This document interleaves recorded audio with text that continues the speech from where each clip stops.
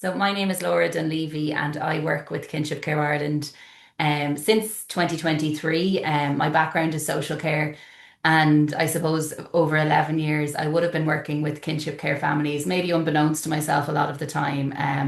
I was working for 6 or 7 years in homeless services, and then after that in intensive family support in Cherry Orchard and Ballyfermot. And within those two roles, I would have been working with kinship care families, and seeing that if we had some support structures in place and some awareness and information, that perhaps the journey of kinship care wouldn't be such an uphill battle. So this program is founded since 2020 by Katrina Nicwaris, who is a kinship carer herself. And this is our second year in Ireland celebrating Global Kinship Care Week. So we're joining over 38 countries in spotlighting kinship care to raise awareness, to create a little bit of political advocacy and pressure, and an opportunity to bring kinship carers together, because for such a hidden group of people, it can be really difficult to find other people who are fulfilling that incredible caring role.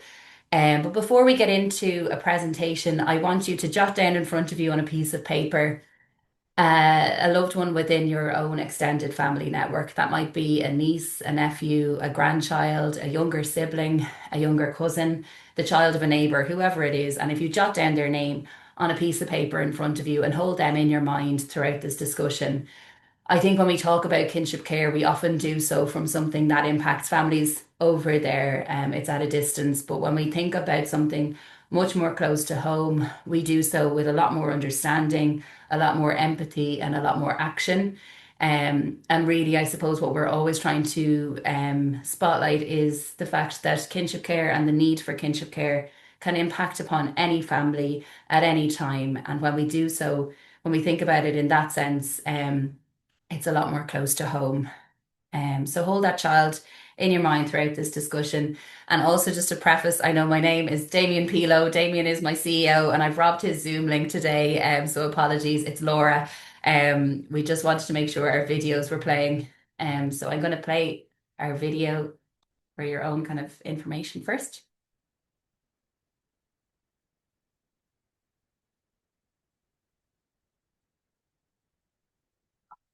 Kinship care is the full-time care of a child by a relative or a close family friend when a parent is unable to. Kinship carers step up and into that full-time caring role, often in response to a crisis. Growing up apart from a parent is an inherent trauma, and kinship care can buffer the impact of that trauma by ensuring a child maintains connections with their family and culture, identity, and their community. Through no fault of my own, I was lost and alone. I didn't know what to do and had no place to call home. I'm caring for my grandson. He's 12.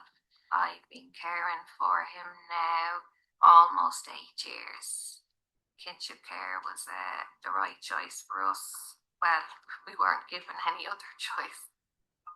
Having Kinship Care Ireland at the other end of the phone or for information, it's just lovely being able to interact with other people who know what you're going through. There's no judgment. Kinship Care Ireland is a programme hosted by the charity Treoir, and we work with and for kinship families across Ireland, supporting with access to information and resources and support, while also advocating in the background for much necessary policy and legislative change.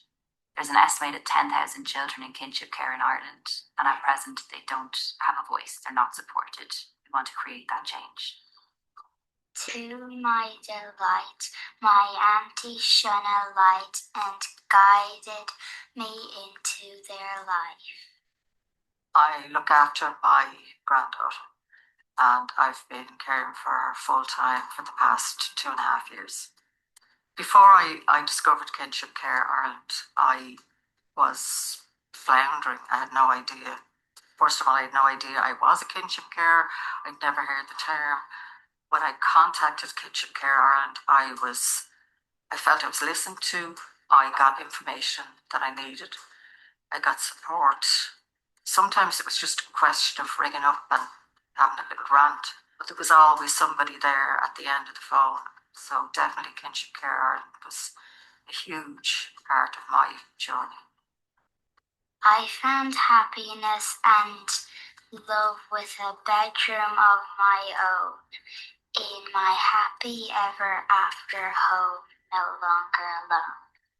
At the moment, kinship carers feel invisible, they feel undervalued. In order for the vital role to be sustained, these families need support. You're not on your own within the role. It can feel like a very isolating space to be. So do pick up the phone, get in contact. We do want to hear from you and we want to give you as much information and support as we can. Now, I hope you were able to hear that. It's just to give a sense of our programme and the work that's underway. The poem that was read out in that video was actually written by an 11-year-old on behalf of her young cousin who came to live with their family after their mum had passed away. And it was written in 2023 and has become a really big part of our awareness raising campaign because I think that young person put the words to it better than we could. So as you heard, kinship care is that full-time care of a child by a relative or a close family friend when a parent is unable to. And the reason and the circumstances leading to kinship care are often rooted in a trauma, whether that is the death of a parent or parental addiction, a parent in prison, domestic violence, a mental illness, a physical illness, displacement. And I suppose all of those circumstances lead to the fact that there isn't any preparation time. There's no foreplanning, there's no forewarning. Family members step up and into that role, often in response to that crisis. Our programme was founded by Katrina Nickwers, who's in the photograph there, with her four nieces and her two children and her husband. Katrina's sister sadly passed away. She was on holidays and got a phone call, and Katrina came home back to Ireland to step up and step into that full-time caring role for her four bereaved nieces. After the dust settled for Katrina, with her background in community development and her husband a disability social worker, they figured they'd be able to navigate the system and the structures and supports available. But when they realised that system did not exist, Kinship Care Ireland was Katrina's goal. She set out to establish the programme so that other families coming up along that process behind her didn't have to navigate as many closed doors and barriers. Katrina knocked on a number of charities' doors, and it was Damien Pilo in Treoir who responded. And the programme has been part of Treoir since 2020. You might have heard of Treoir. We're a national programme working with all families not founded on marriage, and our phone line of our broader team here work to address rights-based issues for families not based on marriage, and the phone line responds to queries in relation to guardianship, custody, access, different things like that. And Treoir also hosts the Young Parents, previously Teen Parent Support Programme. So Kinship Care is a relatively new programme within that 50-year-old programme. And we are funded from TUSLA since 2020. Our steering group has members from Family Support Services, FRCs, those with kinship care experience, the IPRT and Drive, different support services that will be coming across kinship within their pathways. And we have a number of projects then funded by smaller programs like Rethink Ireland, the Catherine Howard Foundation, What Works, and other funding streams to support our work. We work with and for kinship families across Ireland. But kinship care itself can break down into strands and it can be difficult to navigate as a service provider, never mind a kinship carer who's entrusted with this role. And many kinship carers themselves have never heard the term kinship care. So it's really up to ourselves to raise awareness so that you're going on in your everyday work to raise awareness, to spotlight and to signpost. So as many of you have already heard of foster care. So relative foster care is when perhaps a child protection issue has emerged and who's the knock at the door of a relative and they ask them to step up and into that full-time caring role. That relative might say, yes, okay, I'm in the space to do that. And in that space, sometimes there's an option to go through what's called a relative foster care assessment. That's the same assessment that any foster care would go through. But you can only do that process when things are at that court stage, when they're proceeding with care orders for children, and when it's at that really high level. Many families don't go that route. Sometimes they are not informed about that option. Sometimes it's not a choice because of You might have a grandparent who's asked to step up and into that full-time caring role for four grandchildren, but she's living in a two-bed property. So naturally, she's in an overcrowded situation and now she won't be able to pass the foster care assessment. So sometimes practical issues emerge and mean that a family member can't proceed with looking into that avenue. Um, Other families aren't given that choice, and then the family might close out to TUSLA intervention, and the option is no longer on the table. Other families might not be involved with TUSLA. This might have happened because of a parental bereavement or a physical illness or other circumstances that have meant that TUSLA were not involved with the family, so they can't request to become a relative foster care if it's not in that arena. So relative foster care is when that care is formalised. That blue box there. So I'm starting on the other side of the screen, I suppose, just to highlight that. So if you have gone through a relative foster care assessment and are approved as a relative foster carer, you receive the same suite of supports that's available to any foster carer in terms of a foster care allowance, a medical card, access to prioritised therapeutic supports, um, aftercare allowances, Susie grants, the suite of supports that's rightly available to children in formal foster and state care. You can also avail of supports through the Irish Foster Care Association and EPIC. So that's that formal kinship care when a relative formalises their care by going through an assessment. The space that Kinship Care Ireland focus and do our work is those two other orange boxes on your screen. So the informal space. And that might be when a family, as I said there, that maybe there's a bereavement, maybe there's a circumstance that arises, that families themselves come together and they make an arrangement and they step up and in without the oversight or involvement from TUSLA. That's informal arrangements. And that number of those families is unknown to us. It's unreported. They're not on any system. So we know there's a high prevalence out there, but we don't have any data captured there. So those families are unsupported, unreported, and unknown to us in a lot of circumstances. That's the informal arrangement. The other type of informal is what's called a private family arrangement, where perhaps you have had TUSLA involvement, there's been a child protection concern, and it's gotten to the stage where a child needs to be cared for outside of parental care for a period of time or long term.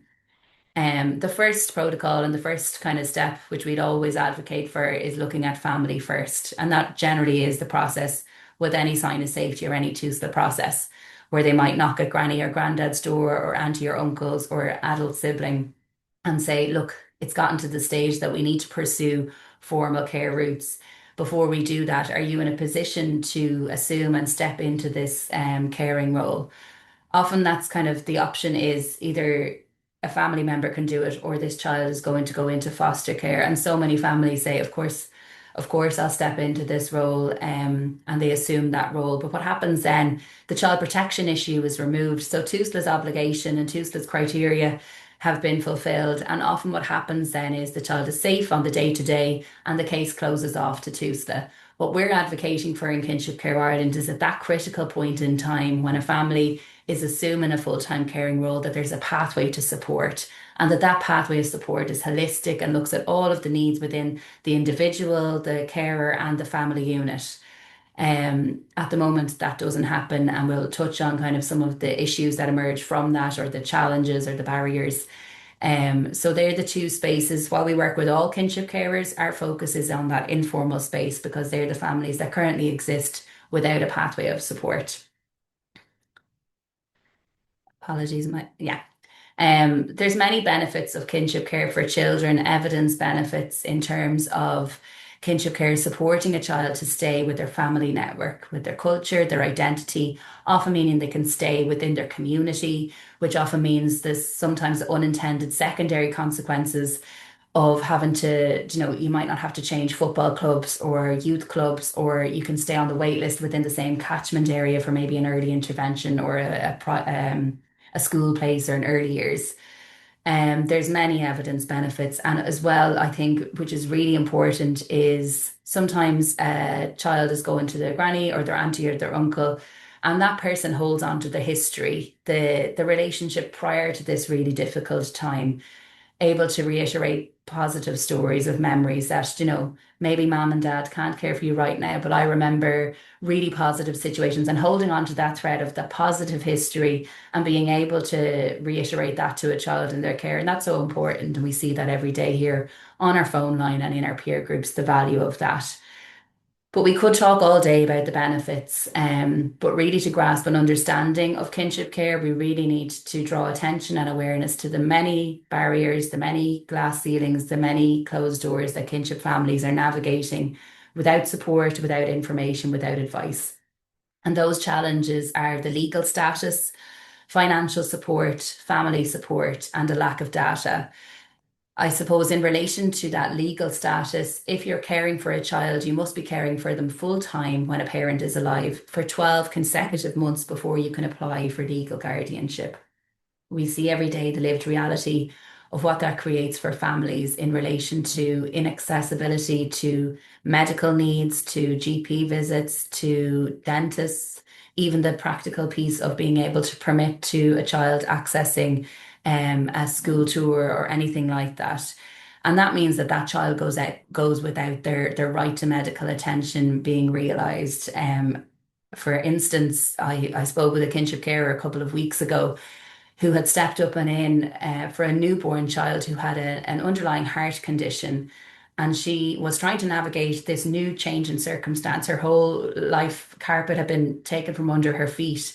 But as well as that, she was also saying that what if something happens in the middle of the night and I don't have legal guardianship in place? Will I be able to access the hospital? Will I be able to get this baby, a vulnerable baby, treatment when they need it? And that's the reality of some of those challenges. The financial support side of things, the guardian's payment, and I suppose a lot of our discussion further throughout this webinar will discuss the financial support. But it's really important to know that financial support is just one element of the things that we're advocating for here in Kinship Care Ireland. It's very difficult to focus on all of the other suite of supports and the needs of a child if you're living in poverty or if you're struggling to put food on the table or access basic medical care for a child. So we will touch on all of the areas, but it does sound sometimes like we're just talking about finances, but really there's a suite of supports, and the needs of kinship span across many government departments because the needs overlap with real human issues. The financial support that is available or is kind of currently available is called the Guardian's Payment, and that is a social welfare payment of €227 per week per child. You'll notice there that it's nearly half of what the foster care allowance is, which is 400 or 425 for a child over the age of 12.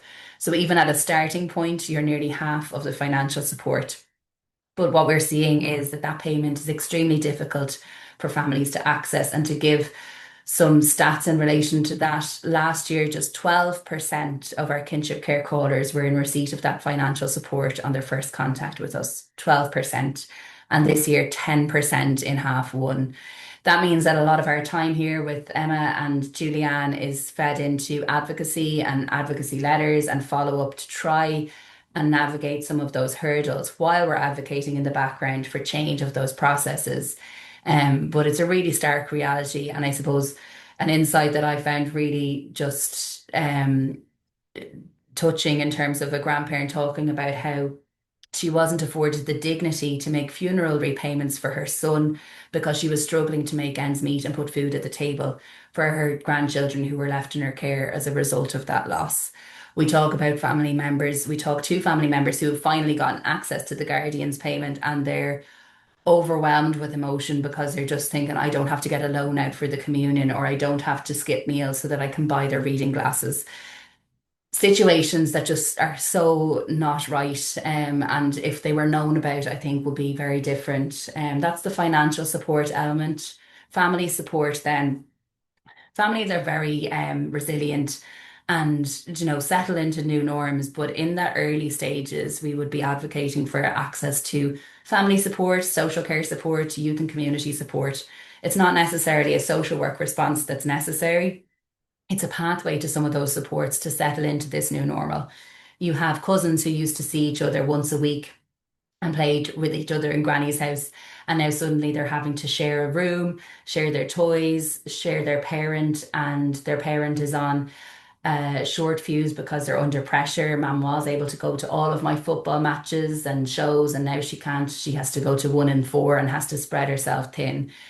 That's the reality of the situations that kinship carers are navigating. And in particular, what we see is if a family is struggling to access the basics, so much of their time and energy is robbed in terms of appeal processes and going through courts and all of those systems. And if that time was allowed to focus on this care and this settling into this new normal, it will be supported to happen much more smoothly. The lack of data piece then, kinship care is not captured in the current census. We are doing some work around that. And it's currently not captured by TUSLA. Private family arrangement stats are currently not captured by TUSLA. And hopefully there's change underway there, which we will focus on in a minute. But that's the lived reality of the setting conditions that kinship carers are navigating.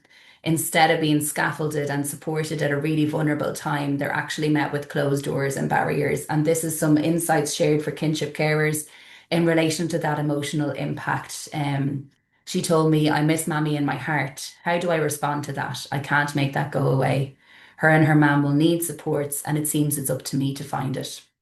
How do I tell these children who lost their mammy last week that now this week they might lose their home too because of succession rules? They are grieving. This is their one stable thing. And that points to when a birth parent is the main tenant on an approved housing body or a local authority council house. If that parent passes away, what happens now is it's not structured within succession rules within local authority that that relative can assume that caring role and step into that tenancy. We had two cases last year, three cases actually, where during that time of vulnerability and grief that a grandparent was put in a really precarious situation and was told that they might have to access homeless accommodation because she wouldn't be able to move in to the tenancy as to avoid kind of that overcrowded situation. So not only are you navigating the loss of your son or your daughter, you're also now maybe having to navigate homeless services despite having your own accommodation in order to assume that role. Another kinship carer spoke about how she's a foster carer for one grandchild and an informal kinship carer for the other. Imagine I were to actually treat them with the inequality of the supports they receive. What if something happens to me? How will I know she'll be kept safe? She has so many medical needs. And with everything we do, we're always trying to ensure that the voice of kinship carers is central. So you'll see different quotes dotted throughout the presentation. The next few slides, I've broken down the route into kinship care, and that's not to create shame or stigma for a birth parent. It's to focus on the element of adverse childhood experiences that children in kinship care have experienced, the same adversities that children in formal foster or state care have experienced, yet the same suite of supports is not readily available. So you'll see throughout the next three slides that 40 to 50% of our kinship carers since 2023, 2024, and 2025, 40% are kinship caring due to the impact of parental addiction. Between 10 and 12% of those also had a second parent in the household with addiction. 11% domestic violence in 2023, 4% a parent in prison, 16% the death of a parent, 10% reported abandonment. And I use that language reported abandonment because we know that no parent just wakes up in the morning and says, I'm out of here. There's usually an underlying, whether it's a mental illness or another adversity going on. And the term abandonment, it doesn't kind of sit right with me, or kind of the processes that we're trying to get changed. But in terms of the experience of the family, that they're seeing it as that result. 5% the neglect or abuse by a parent, and then 14% mental illness. And then some stats from 2024.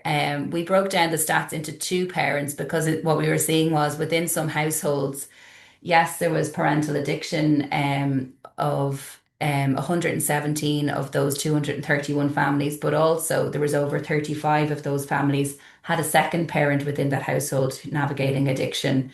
So that dual parent addiction. 9% then a parent in prison, but you'll see again there on the other side that a second parent, 7% were in prison. So just to highlight that children in households are navigating not one, but often two or more adverse childhood experiences, and that the right to support and a pathway to support in relation to those circumstances should follow. In half one, so in the first half of this year, again, those stats ring through. That's the percentages. So you'll see there again that the stats are ringing through throughout the years. And in this bar chart, the blue is parent one and the orange is parent two. Often parent two reported is the father, not always. But just to give a sense of the routes into kinship care, and you'll see on this bar chart that war is one of our reports. We're seeing a small number of families, but that are fleeing war, fleeing violence, and the processes of the support pathway that's necessary in those situations. In 2024 and 2025, just a breakdown in relation to the financial support access, again, that guardian's payment. We had to provide 60 to 70% of our callers with advocacy, follow-up letters, follow-up calls to social work departments to try and get access to that guardian's payment. And the reason, and this information is really important to you because you might hold a really valuable piece of the puzzle in terms of navigating access to that payment. So the guardian's payment, it's a social welfare payment, and in order to access it, it used to be called the orphans payment, and it was for when both parents had passed away. But then they changed the name of it to the guardian's payment to try and broaden access to it. But unfortunately, you still have to evidence parental abandonment in order to access that payment.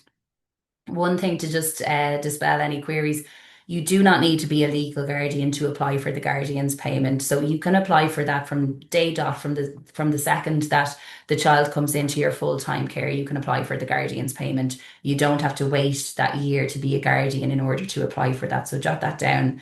But what we're seeing is, regardless, it can be really difficult to access that payment because you have to look at any type of parent contact, any type of parent access, if access is supervised or unsupervised, and if there's any receipt of maintenance, it can be really difficult to access that payment. And that goes against the child's right to their parental relationship when it's safe and wanted by the child. So in order for a kinship carer to access a basic payment, which is half the amount of the foster care allowance, they have to evidence that there is no parental access. Sometimes maybe occasional 1 hour access, if it's supervised, will be approved. Or there's different ways we would talk through everyone's application process on the phone and write a support letter in relation to their circumstance. And we'll be trying to navigate, okay, where can we try and get this payment approved for this person? But unfortunately, until we change the operational guidelines of that payment altogether, families are still going to have to jump through those hoops. So you might hold a really important support letter that can provide some evidence or information in relation to the circumstance, because it's not just one support letter, it's a number of letters that are needed. And I'll talk to that. I suppose the most important letter that we're seeing is the TUSLA letter is really important. And they don't want to just prove that the grandparent or the auntie or uncle or whoever it might be is caring full time. They need to evidence that the parent isn't involved, which is, it's just not right. So we are advocating for a reform of that. But in the meantime, what can you be doing in the interim of that policy? And it is the TUSLA letter, our own letter. Any other letters of services, it might be a youth worker or a key worker.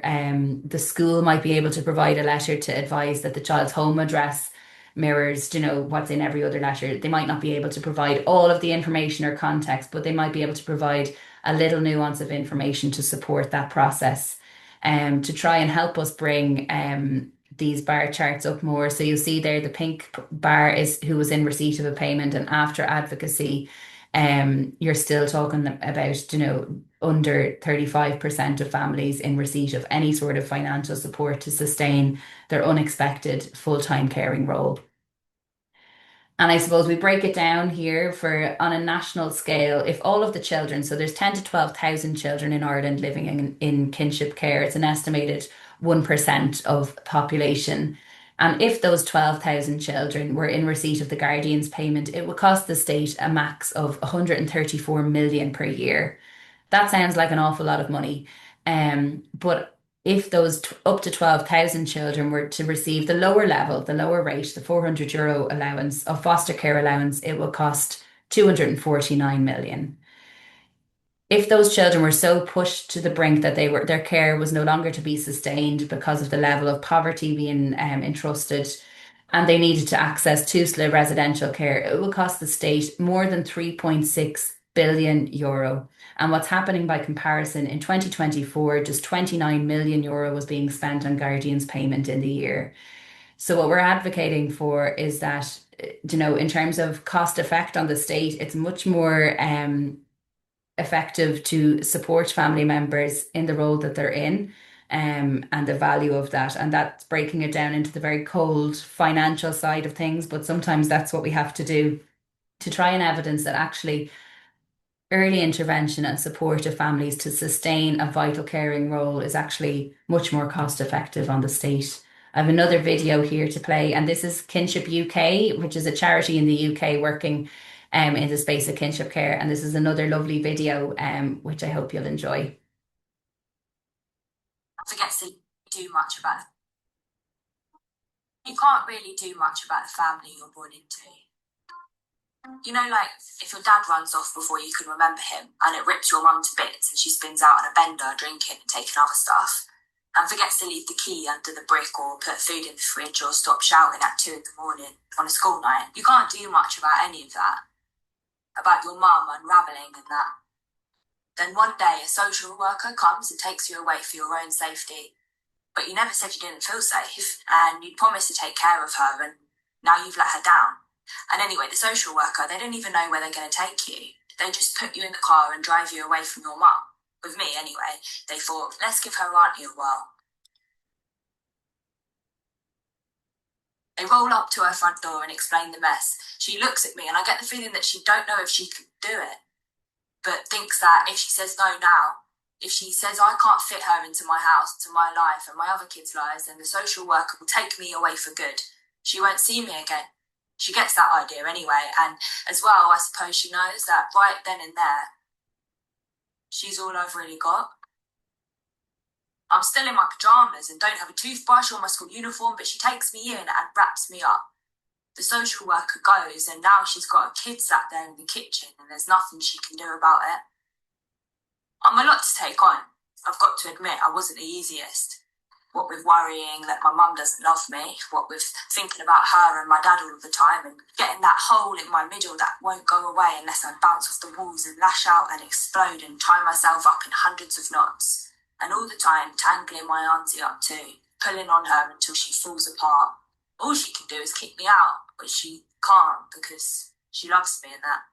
She gives up her job, she gets a loan, she explains to her kids why she's on a short fuse, she watches other perfect families going on holiday, she does visits with my mum, doesn't always turn up, she washes my socks and she sorts out going to court and the legal orders, even though legal orders are pretty stressful, seems if she makes a mistake on them, they would screw up my entire life forever in that.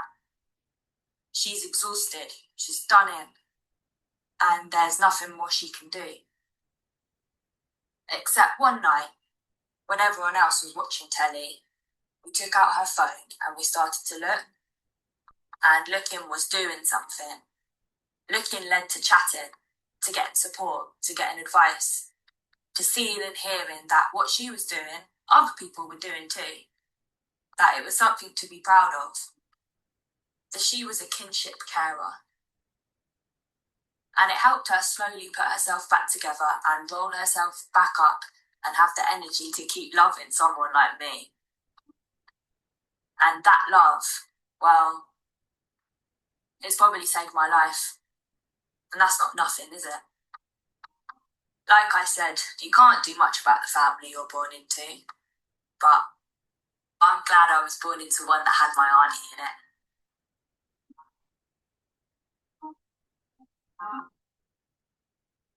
I always think that's a lovely video by Kinship Charity. I often play it in our presentations, just the voice within it is lovely. I suppose a lot of our work, the program targets and goals within Kinship Care Ireland can break down into 4 goals. One is supporting families in terms of our phone line, in terms of trying to establish peer groups and connect kinship carers with other kinship carers, because as in our video, we talked about how it's a very isolating space and many kinship carers think that they're the only one doing this, yet internationally and nationally here in Ireland, there's double the amount of children in kinship care than there is in foster care. And it's really important that kinship carers know that they are not on their own navigating this situation. So that's our phone line, is to respond to that and to try and establish supports. Another goal is awareness raising, and that's what weeks like this week, our Global Kinship Care Week, is all about, to try and raise awareness in general across society, to try and raise awareness amongst service providers, amongst TUSLA social workers, amongst teachers, amongst services that are meeting and responding to the needs of kinship carers, whether they're working in addiction or family support, supporting parents of prison, all of those processes that navigate and or that intersect with kinship care, trying to raise awareness in those spaces. Political advocacy in relation to policy submissions. We get such huge insights and data from our phone line, and we try to make sure that that data is going somewhere so that it's sitting at the right desk of ministers and government departments working in areas that can make decisions to better impact these families' lives. And then the other element of the Kinship Care Ireland role is the sustainability of our programme. So this slide in front of you will show you the impact of awareness raising. So far up until Q3, you see there in 2025, we've already surpassed 2024 calls, and you'll see in previous years we've doubled and tripled the amount of phone line calls received. So the darker column is the number of calls, and the lighter column is the number of new kinship carers. So you see there from that darker column that kinship carers are needing a return point of contact as they're navigating some of those processes. So we're really able, it's great that we're able to provide that phone line support. But it also shows that when you fund a program like this, there's only three of us and a small team, but we're part of a much larger team at Treoir and a subcommittee. And actually, we're part of a much broader team in terms of all of the work that you're doing in your own role, to bring together all of those threads. But the level of need when you create a program is very much there. Some of our, in terms of that parent supporting parents strand of our role, a lot of what we're trying to do is also establish in-person peer support spaces. So we have a fortnightly online space that's been ongoing since the establishment of the program. And here in our local area in the North Inner City in Dublin, we established an in-person peer group in Hill Street Family Resource Centre as part of a TUSLA pilot seed fund. And from the impact of that group that was established in 2023, it helped our application forms for additional funding for establishing peer groups. So we were delighted to be able to fund new groups through the support of Rethink Ireland and the Catherine Howard Foundation, Community Foundation Ireland, and a small amount from Pobble Supporting Parents Fund. And that has allowed us to get the support of Maria O'Dwyer in terms of a consultancy piece of work to support us establishing those new peer groups. And peer groups are available now in Croom Family Resource Centre, Buds in Ballyduff and County Kerry, St Bridget's in Waterford City, Athlone FRC, Kells FRC, Luce na Gréine in Longford, and ourselves here in Hill Street. We're also aware of a group available in Youth New Ross in Wexford and in Dublin 15 with the Daughters of Charity. So there's gradual growth in relation to accessible in-person peer supports. And we see from, I can speak to the Hill Street group in terms of the impact of creating a space for kinship carers to come together and connect. Many of those kinship carers are caring due to the impact of addiction and talk about how there's still stigma and shame at the school gate when you're collecting a child, but when you come together with a group of people who are doing what you're doing, that they're really proud of the role that they're playing in supporting that loved one. We know there's a way to go in relation to setting up and establishing peer groups, but really importantly to highlight is the piece of work that Maria O'Dwyer is supporting us with, that temporary piece of work, is to gather the learning of the new 6 partnership family resource centre peer groups and collate that together into a toolkit so that if an FRC or a community-based service in Donegal, Mayo, Wicklow, wherever it might be, says, actually, we can see this need in our community and we want to respond to that, that they have a free resource and toolkit to utilise. So that will be available from Q1 next year. So just to flag that, if you're looking at parenting support, seed funds, or anything like that that's coming up over the next few months, to consider would establishing an in-person peer support group for kinship carers in your community be something that you might be able to do. And here's some quotes from kinship carers who have engaged with us or who have found others within their community and voicing that we're not isolated anymore. Often at the end of a call to Emma on the phone line, a kinship carer might say, "So I'm a kinship carer," because there is such a lack of understanding and awareness of that role. um, Kinship carer whose voice is on the video earlier on in the session. It felt like I found my tribe, is what she'd said, because she found other people in her situation. Finding Kinship Care Ireland was like coming home because I found others. And then that other piece I've already read out around the benefit of meeting others in your role. I know my Um, in our local peer group here, a grandfather wrote a poem last year for us, brought us to tears because we weren't expecting it. We opened our phones and he'd written a poem as part of our sessions. We always try to capture the voice of kinship carers. And for Kinship Care Week 2024, we were saying, you know, how can we include your voice within our celebrations and within our spotlight raising? And we would always check in with people around what's your thing that you do for your self care. And he'd mentioned that he used to write poems and poetry, but he no longer does and he hasn't got an opportunity to. So he put pen to paper and wrote a poem for our group in Hill Street, but that would reflect all of those peer groups when someone can access it. So he titled it Hill Street. In that room, in that space, there is anguish, there is laughter, there is hurt, there is pain. There is sharing pieces of each other, just as sunshine is with rain. There is Laura, there is Emma, always somehow making it okay. We are all warriors just trying to stay afloat. What comes tomorrow, we can't begin to understand. We are wounded, but not broken. Together, we can turn back the tide. So Emma got a shout out there. I know she's tuning in. um, and in relation to the insights from kinship carers, we are always trying to be creative in how we do that. We don't want anyone to feel overexposed or as if they're, you know, put on the spot. But we were in the AV room in September of 2023, and we did a bit of work to try and capture the voice of kinship carers so that when they were in attendance at that briefing, whether they were speaking at the podium or in attendance, that they could see that their voice was being heard in spaces where decisions are being made. So, some of the quotes within those presentations: "Nobody is considering these children's mental health. All my loves, hugs, and kisses can't undo their trauma. They need early intervention. They needed it yesterday, and other supports. Sometimes the 5 year old falls into the mammy role, looking after the baby. I have to remind her every day, Nanny is here to do that now. Nanny is always here. School is hard for him. That's where the behaviours and the needs emerge. I make pancake batter every morning, every evening so that it's ready for him in the morning. Little things like that. I heard him singing again there the other day. First time in a long time. When he's happy, it's contagious. We have to help him adapt to the changes in his life, being apart from his other siblings and the breakdown in his relationship with his parent.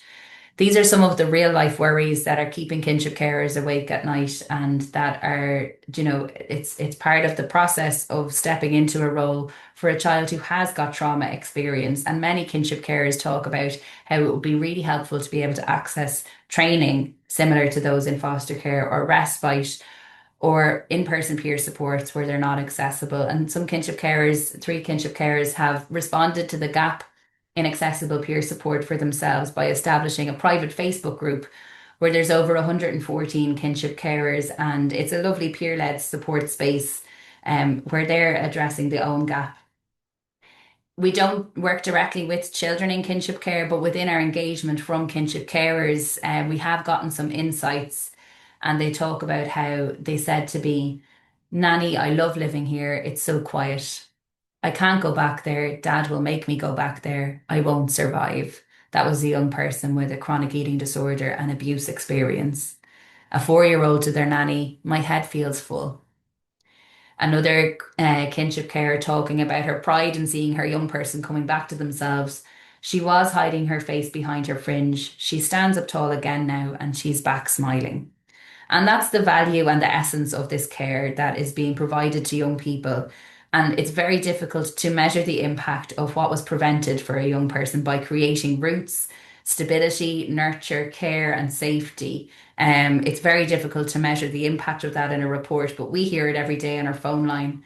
Um, I suppose the priorities for our programme is that provision of information and support to carers, but also professionals who are linking in with carers, advocating for reform of the guardian's payment, of many other elements in terms of medical card access, therapeutic support, the housing succession side of things. The needs of kinship span across departments, so we're trying to outreach and advocate within all of those systems to ensure that the policy work that's underway, that I'm going to touch on now in a minute, to ensure that that's responding to all of the needs of kinship, developing a framework and response pathway for kinship care, facilitating peer support opportunities, gathering data, and consulting with young people and carers. I know a lot of what I've spoken about seems very, very sad and it's all very doom and gloom, but there is a beacon, there's a glimmer of hope that there is policy work underway for kinship care. So in February 23, the UNCRC made a recommendation that Ireland develop policy on the rights of children in informal kinship care. That recommendation was supported by the Ombudsman for Children's Office after many policy submissions from someone enrolled prior to myself, Emma Byrne. And all of that work and all of that advocacy has come together into this policy work. And throughout last year and this year, that policy work has been underway. And we have really been heartened by the Department of Children, Disability and Equalities process. They have now completed their consultations with kinship carers, with young people in kinship care, and with birth parents. And they're kind of midway through that process. And the voice of kinship carers, we were very lucky to be on the steering group of that and to get a first glimpse into those consultation reports. And it's really, really reassuring to see a document written that is a summary of all of the needs that we have been advocating for and is a summary of the voice of the kinship carers on our phone line every day. So we're really, really looking forward to see where that policy piece goes. And I suppose you might have seen on our social media or on our website that we are circulating a petition at the moment because the Department of Children cannot do this policy work alone. The needs of kinship span across, the Department of Health. We need to look at medical card access. We need to look at therapeutic supports and assessments where necessary because we know and we recognise the impact of adverse childhood experiences on children, and that when a child has experienced ACEs, one or more, that the prevalence of needing to access medical care is higher. We need the Department of Housing to look at housing grants so that that kinship carers can make small alterations to make their homes more suitable to the family size that is doubled or tripled overnight, as well as that succession rules piece. We need the Department of Justice to look at special guardianship orders, which is something that is accessible in the UK, where when a kinship carer steps into that full-time caring role, they can access a special guardianship order that enables them to have the legal status to fulfill this full-time caring role they've been entrusted with. At the moment, what I've talked about there is the closed doors for children to access medical care. And that needs to change because we see every day the impact of that when a child can't get an antibiotic or a small minor procedure, or even someone in to hold their hand. A 5-year-old I spoke with kinship care recently, where she wasn't allowed into the waiting room to hold a 5-year-old's hand who was going through a minor surgery, but they were scared and they were worried, and it was their first time having to go through a medical procedure. And imagine that, caring for someone and being entrusted with their care, but not allowed into the waiting room to hold that child's hand because you don't have guardianship. So we need the Department of Justice to look at those SGOs, the special guardianship orders, as well as we're very strong advocates for Valerie's Law, where children are unable to access therapeutic support when they may have had the loss of a domestic homicide or even worse, witnessed a domestic homicide. But their guardian, who is serving that life sentence for killing their parent, is holding that consent. So the Department of Justice have those actions to enable kinship carers to sustain that role. We would also be advocating that the Department of Justice is working with the Department of Health on a health-led response to addiction that supports a parent, supports a family member in that recovery process, because what's happening now is not working. So we need the Department of Justice to work alongside us in relation to that. We want the Department of Higher Education to ensure that children in kinship care receive the same pathway of supports as children in formal care and young people in formal care when they leave secondary school, that they're supported to access third level through SUSI grants and the same suite of supports available to other young people with those experiences. We want to see supports for carers so that they can access training, respite, and also that financial support side of things. We need the Department of Social Protection to work with the Department of Children on a kinship specific payment that doesn't have those barriers to access, so that when a family member steps up to that full-time caring role, that's enough to approve them for that payment, that this child is needing this full-time care and this kinship care is providing it, whether they have parent contact or not, because that's something that should be encouraged. We also want to see that kinship carers who maybe had to step away from full-time work to assume the care of young children are supported by their employer with carers leave or parental leave, similar to when someone adopts a child, that they're supported with work leave. We also want to ensure kinship carers' pensions aren't impacted when they assume the full-time caring role and potentially have to leave their employment. That's why the cross-departmental response to kinship care is so important. The Department of Children cannot do this alone. So we're really asking everyone to sign that petition, to circulate that petition, to email their representatives and say why this is so important, because there's absolutely families who you're working with who this intersects with. But it can feel a bit disheartening to feel like, okay, that policy work is in the future, but what can you be doing now within your role to better support kinship carers? First things first, inform them that what they're doing is called kinship care. And if it's in the early stages of when they're considering assuming the role or they're not really sure, signpost them to ourselves here in Kinship Care Ireland, but also the Irish Foster Care Association, so that they can see, are they able to or eligible to apply to become a relative foster carer, and just getting the information, because sometimes kinship carers get that information but decide, actually, if it means I have a social worker involved in my grandchild or my nieces or nephews' care until they're 18, I don't really want that. So sometimes it's just about making an informed decision. So in those early stages, we'd be really promoting signposting to ourselves and also the formal space, so that kinship carers can ask their questions, get the information before cases close out to social work, and so that they can go back to their social worker if there's a social worker involved and say, I got this information from whoever, and is this something that we can pursue? So telling a kinship carer that what they're doing is called kinship care and signposting to services like ourselves. The guardian's payment is another one. The reason why 10 to 12% of our callers are in receipt of that payment is, firstly, so many of those families have never heard about that payment. They didn't know it was something that they could apply for. They weren't signposted to it. And many families that we speak with on the phone are saying, I've been caring for this child for 8 years. I didn't know there was something I could apply for. It would have made a huge difference to my family if we were in receipt of this financial support from the first day. So letting them know that there is a payment that they may be eligible to apply for, and calling us around advocacy letters as well. Informing kinship carers of some other kind of additional supplementary welfare allowances or other social welfare payments. A kinship carer can apply for a changeover of the child benefit. That child benefit should follow the child.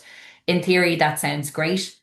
In practice, it can be difficult, where if a kinship carer, in particular, if there is addiction or other additional needs for a parent, a kinship carer might worry about changing over that child benefit if they don't have legal guardianship in place, because it can cause different additional friction or conflict, or the worry that, actually, what if the child is taken back to the situation where we had worries? So there is child benefit as well, but it's just, there is some nuances of challenges of trying to access that for kinship carers. The supplementary welfare allowance is a means tested payment, but it can be applied for supporting with establishing a new sleeping space for a child, or some of those emergency pieces with bills and getting things for school and different things like that. You can also apply for that if the child is trying to visit their parent in prison and wants support with the finances of that travel. The back to school clothing and footwear allowance is again another one, but it is means tested. So just to be mindful of those, that they may be additional wraparound supports that might buffer the impact while a family is waiting on the outcome of their guardian's payment. Um, the other piece around the guardian's payment I should have mentioned is, it's assessed and means tested on the child's income. So that's up to the age of 18 if circumstances remain the same, or up to the age of 22 if the child and young person goes on into sustained education. And it's assessed on the child's income. So it will not impact upon a kinship carer's pension or social welfare payment, and it's not assessed on their income. It's assessed on the young person's income, which usually we kind of say usually if a young person is in receipt of income, it's a part-time basis. So usually it doesn't come under the means test. In relation to your team and in your work, is there anything that you can be doing to consider kinship care within your practice? Can you jot down today adding kinship care as a point within your next team meeting to discuss? Is there anything we can be doing or alterations that we can make to better support kinship carers?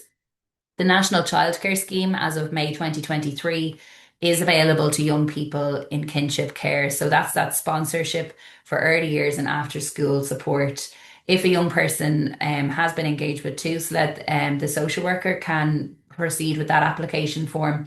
But if that young person and kinship care is not linked with a social worker, we do those application forms with kinship carers and process to make sure that they get their chick numbers so that that young person can avail of that sponsorship. So that's another support that can buffer that financial impact. The legal piece, I suppose, being aware of and informing kinship carers that I suppose when there has been parental bereavement, a kinship carer can apply for legal guardianship from the very get-go, whenever they're ready to do so. There's also what's called temporary guardianship. That's when there is a parent who's inaccessible due to an illness, and they might be able to sign over guardianship on a temporary basis. The other piece, obviously, to be aware of is that guardianship piece that we spoke about, where when a parent is alive, they have to be caring for 12 consecutive months. So even just being mindful of that within your own practice, or informing kinship carers that when they get to that kind of 10, 11-month mark, that here's an information booklet, which is available on our website and Treoir's website, in relation to guardianship. And here's the steps. You need to make an appointment with courts.ie. You need to go to your local district court. Here's maybe a free legal advice clinic that we can signpost you to. So all of those things will make the pathway of kinship care a lot more smooth. And when you might think, oh, they might have already been informed about this by somebody else. The likelihood is that they haven't. So you holding that information and passing it on at the right time is really, really vital. Data, if you have an intake form or something within your systems that you log and track, add kinship care as a box and tick it when it's relevant. And it's also a prompt for yourself when you're doing an intake form or an assessment, that it'll prompt you to ask a kinship care and inform a kinship care that what they're doing is kinship care. But what it also does, it helps us to come back to you maybe in a year's time to capture the prevalence and the data in relation to kinship care within your area.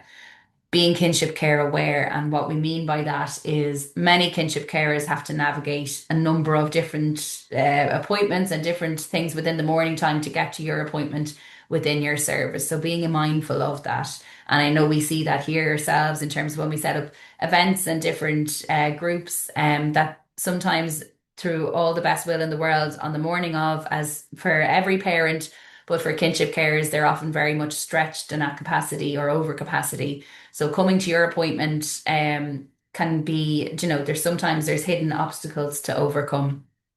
Peer support, so signposting to peer support groups. As you've previously seen, and we will share these slides, the kinship care groups that do exist. We know that online peer group is not the best for everyone, in particular if you're talking about an older kinship carer who might not have access to Zoom links, but we do have that space every fortnight to try and navigate the lack of access in other counties while we're at the moment while we're working on establishing more partnership peer groups.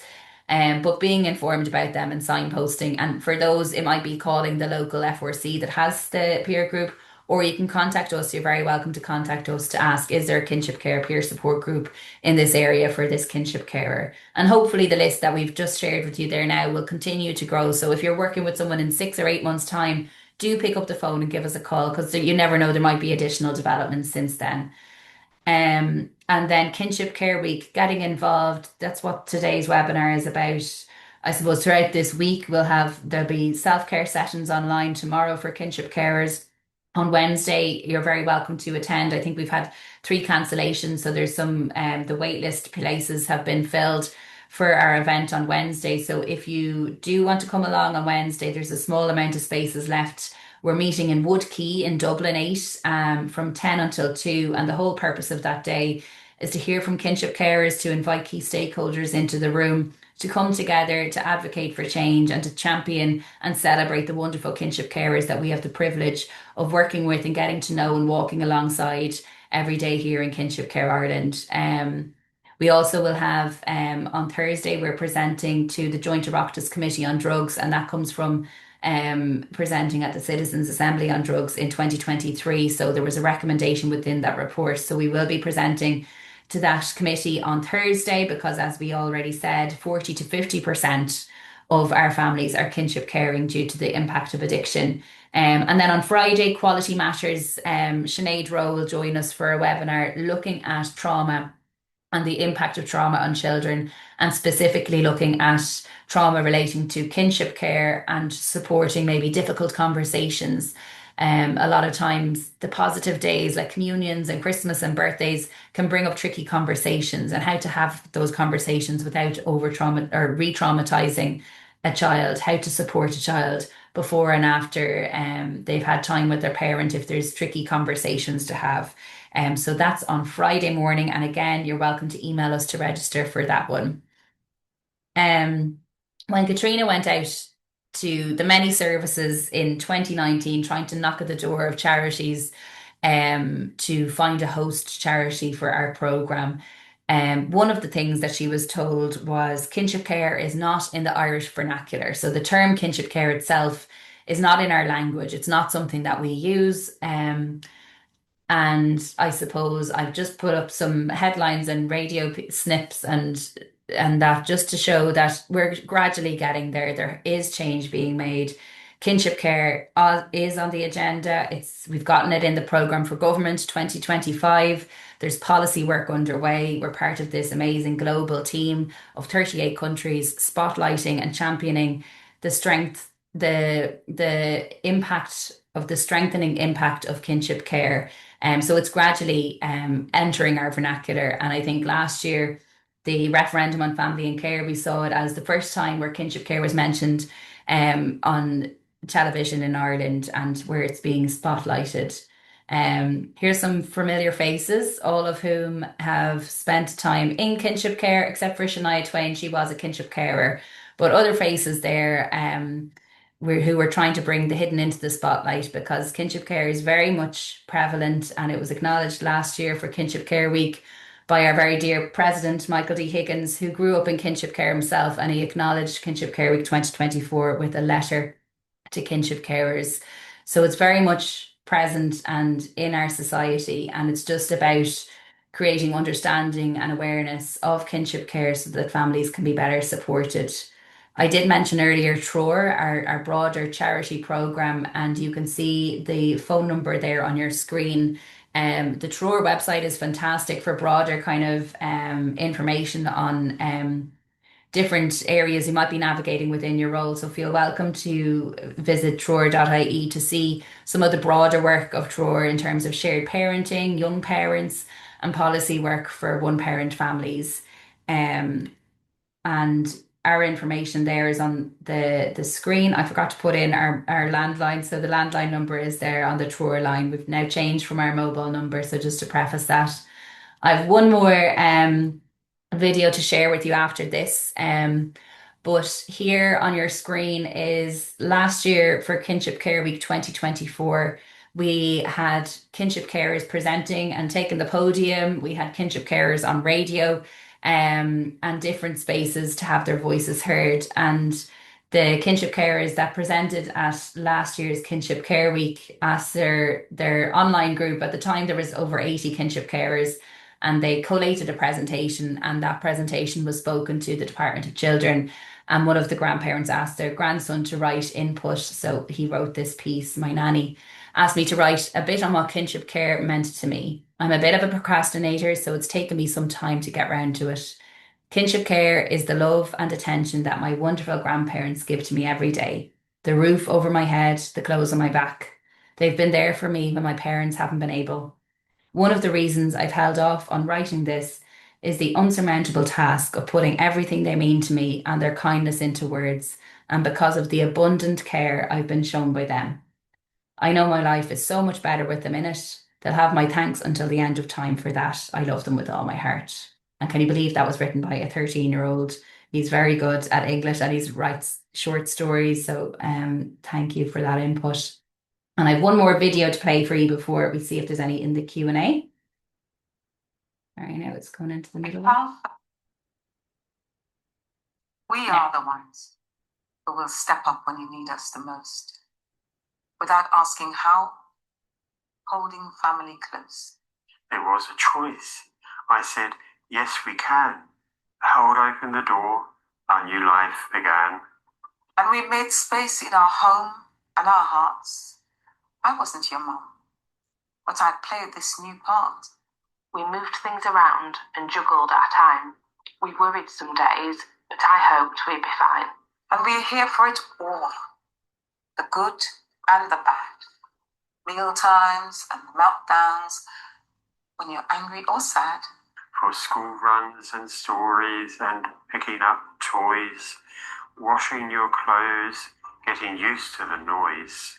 We count the pennies, but never the cost. Because you need us. Without you, we'd be lost. There's no price on love and our family bond. Life can be unfair, but we care and crack on. The first time I'd felt safe and valued at last. Look into my future, can't change the past. You held tight to my hand when I pulled it away. If I told you to go, I knew that you'd stay. We didn't get help, but we muddled along, learned together just how to be strong. I wish people understood just how important you are. Our kinship love saved me, and now I love that.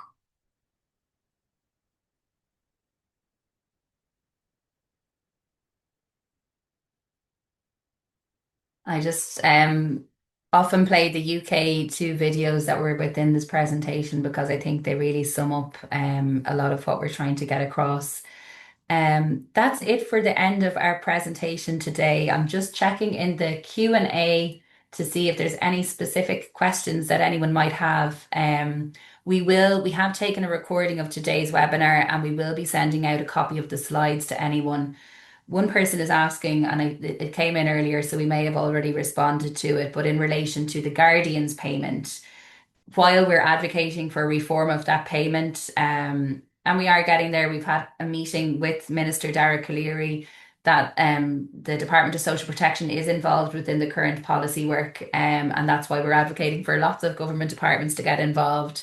This week is great. It gives us an opportunity for outreach and all of the politicians and TDs, and we have had some invites for meetings. We're due to meet with Minister Norma Foley in December, so it does help us get a bit of traction and a bit of support.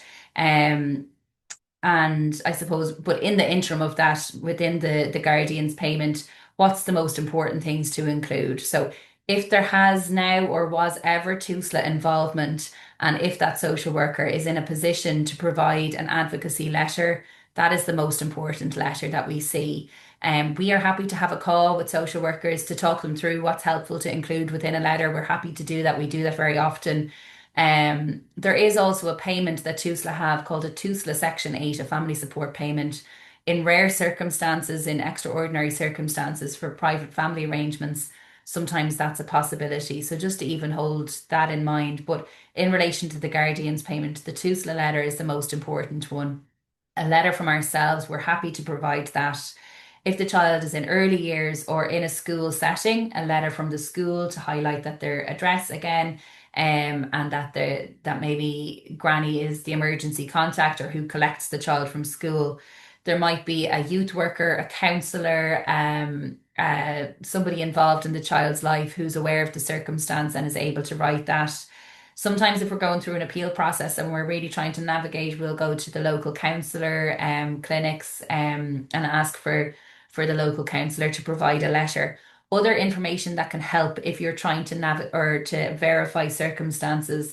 If a kinship carer is in receipt of child benefit, providing evidence of that is helpful. So a receipt to show that this kinship carer is receiving that payment can be helpful. If the kinship carer is a legal guardian, providing a copy of that documentation But you do not need to be a legal guardian to apply for it. And that's just a red herring that we're always trying to dispel, because the name is in the title, guardian's payment. It can be, it can throw people off, but you don't need to be a legal guardian to apply for the guardian's payment. However, having legal guardianship can help. So do provide that documentation if you do have it in place, or if you have a court date to verify.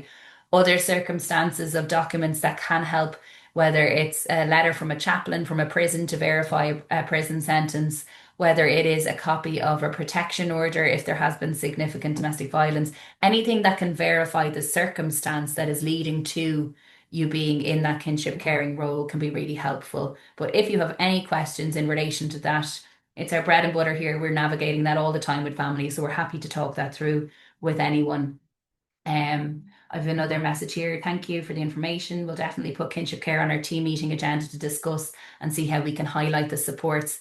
Thank you so much. And thank you for giving us your time on a Monday morning to get involved in Global Kinship Care Week. What we do ask is that it's not just a conversation that's happening today, because all of the areas, otherwise myself and Emma and Julianne and our small team and subcommittee would feel very isolated and lonely ourselves, but we are part of a much broader piece, because if you're working in any of the areas that intersect with the routes into kinship care, or if you're working in policy, child's rights, any of those areas, then this information is relevant to you on the daily, and carry that on in your future work, please. I don't see any further questions coming through, so if that's it, we're pretty on time, 3 minutes to go. Usually I can waffle on, so that's not so bad. If you're ever interested in an information session, we often go out to the CFSNs or larger teams, to the social work and social care students, to do workshops and information sessions to help that awareness raising. So if that's something that you might be interested in the future, do get in touch. It's info@kinship care, and our landline is that other number on the other screen. I'll put it back onto that so you have it there in case it's needed. And that's us for today. Thank you so much for getting involved, and do keep an eye on our social media throughout this week, because we've lots going on for Kinship Care Week. But thank you for taking the time to learn a little bit more about what we're about, and hopefully it's given you a little bit of a taster so that you go on to read up a little bit more. But thank you very much and take care. Okay, bye.